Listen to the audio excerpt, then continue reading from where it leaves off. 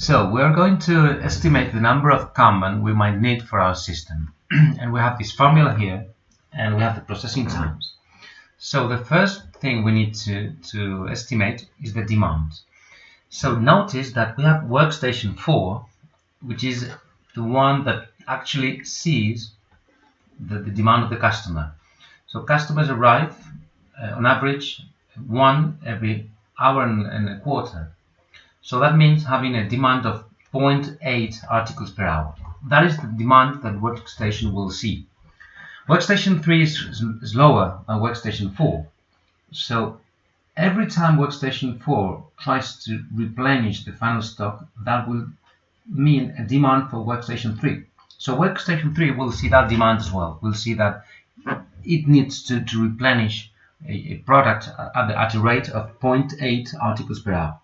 However, workstation 2 and 1 are faster than workstation 3, which means that workstation 3 only will be able to replenish or to produce articles one every 2 hours, which means a demand of 0.5 progress per hour. So if we introduce that in our table, we will have these values here, which is the demand of workstation 4 and 3, which is 0.8, and the demand for workstations 2 and 1 is 0.5. These are pretty much the same because they are not much different in terms of speed. This is the first term of our formula here. The second term is the lead time, which is the time it takes for us to do all the process of producing a new bin. In our case, we're assuming that bins are just one article, so it's the time for us to process an article. And these are the processing times. We're using the average values in hours. Okay, 1, 2, 1.25, and 1. Okay, if we had several products, we might take into account, or we should take into account, the setup times, but this is not our case. So we'll do that as a rough estimate.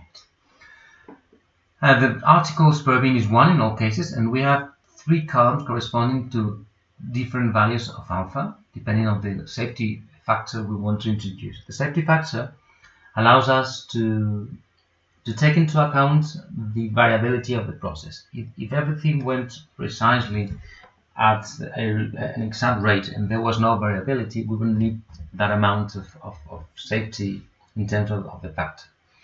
Before doing the math, notice that, or commenting the math, notice that the more demand we have, the larger the number of Kanban, because we will need to have more stock to be able to meet the demand we'll see. Either it is the demand of the customer or the demand of a workstation downstream. Likewise, the larger the lead time, the larger number of Kanban we need to have, because we are slower in terms of replenishing our stock. So we need to have more stock to make up for the slow we are. And the same thing happens or something similar happens to the quantity of articles per bin. If we have a larger amount of articles we will need per bin, we will need less number of Kanban, because actually this is a way to translate the total number of entities into Kanban, given that a Kanban has associated the number of articles that we have in a bin. So notice that both for values of alpha from 0 to 0.3, we will need 111 in all cases of a Kanban for workstation 1, same with a workstation 2, and there are some differences for workstation 3 and 4, which is what problems are, as we will see, because this is the slowest station.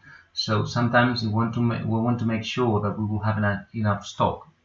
We introduce a safety factor of 0.3, and we will end up using more Kanban for workstation 3 and the same for workstation 2.